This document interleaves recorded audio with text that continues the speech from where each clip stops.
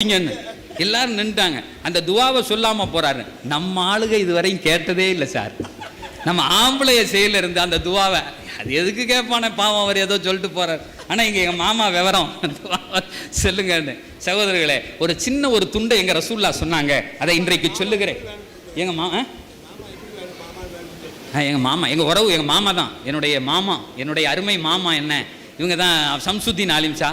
சகோதரர்களே, இன்னைக்கு எங்க பிள்ளைகள் மொபைலை எடுக்கிறாங்க, இதுல என்ன பார்க்குறாங்க, அல்லது ஒரு பையன் எனக்கு போன் அடிக்டா இருக்கு, நான் ஏதாவது தவறான படங்களை பார்க்கணும்னு தோணுன்னு நினைச்சு அப்படின்னு எனக்கு தோணிக்கிட்டு இருக்கு அப்படின்னு சொன்னா, ஒரு ஆணோ பெண்ணோ பெரியவரோ சின்னவரோ யாரா இருந்தாலும் இந்த வார்த்தையை தொடர்ந்து ஒரு 10 நாளைக்கு சொன்னா 11வது நாள் அது சம்பந்தமாக வெறுப்பு உங்களுக்கு ஏற்படும். நீங்க அதை விட்டு வெளியே வந்துருவீங்க.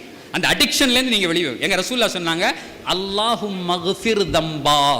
முதல் செய்தி, அல்லாஹும் மக்ஃபிர் தம்பா, அல்லாஹும் தஹிர் கல்பா, அல்லாஹும் ஹஸ்ஸின் ஃபரஜா, அல்லாஹும் யஸ்ஸிர் அம்ரா. 4 செய்தி. அல்லாஹும் மக்ஃபிர் தம்பா, யா அல்லாஹ் பாவத்தை மன்னிச்சிரு என்னுடைய. அல்லாஹும் மக்ஃபிர் தம்பி வ தஹிர் கல்பி, என்னுடைய இதயத்தை சுத்தப்படுத்தி வை.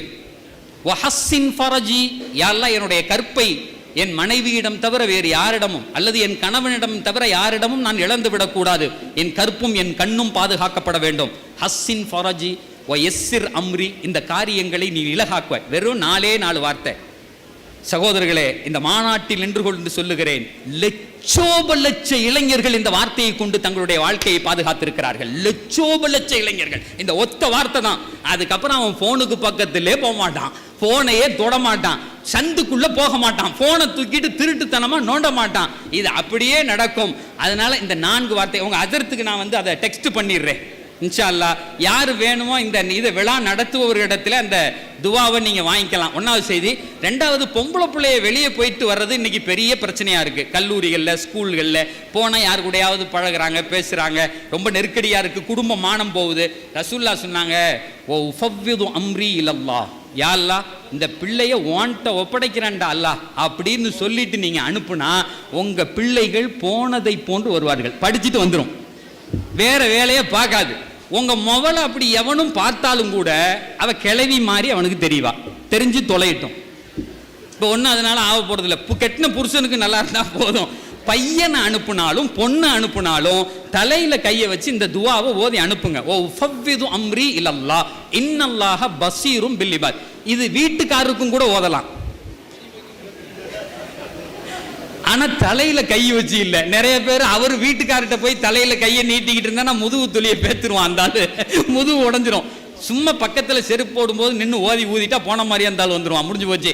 நம்மளும் வெளியே போன மாதிரி வரணும் அப்படின்னு சொன்னா ஆக்சிடென்ட்டுகள் இல்லாமல் பாதுகாப்பாக போய்விட்டு வருவதற்கு ஒத்த துண்டு குர்ஆன்ல வருது. ஓ உஃபவ்விது அம்ரி இலல்லாஹ் இன்னல்லாஹ பஸீர். சார், இந்த துவாவை ஆயிரக்கணக்கானவர்கள், லட்சக்கணக்கானவர்கள் தங்களுடைய வாழ்க்கையில ஓதி பிரயோஜனத்தை அடைஞ்சுக்கிட்டே இருக்காங்க.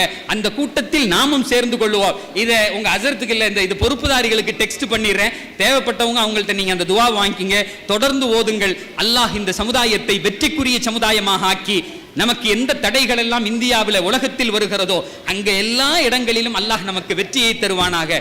பழுத்திருக்கிற காய்களை கொண்டிருக்கிற மரங்கள் தான் அடிபடும். நிறைய பேர் கேட்பான், எங்க போனாலும் இஸ்லாமியர்கள் பஞ்சாயத்து பண்ணி இல்லையா, நீங்க தான் சண்டை போடுறீங்கன்னு கேட்பான். இல்ல, இந்த பேருக்கே ஒரு உண்டு. எந்த பழத்துல காய் நிக்குதா கல்லால் அடிப்பான். நாங்கள் காய் உள்ள மரங்கள், கனி உள்ள மரங்கள், பூத்து குலுங்குவவர்கள். இன்றைக்கு இல்லாவிட்டாலும் என்றைக்கும் தங்களுடைய வாயினால் அல்லாஹ்வினுடைய ஜோதியை ஊதி அணைக்க நினைக்கிறார்கள். ஊத நினைப்பவர்கள் ஊதப்படுவார்களே ஒழிந்து அல்லாஹ்வினுடைய ஜோதி ஒரு காலமும் மறையாது.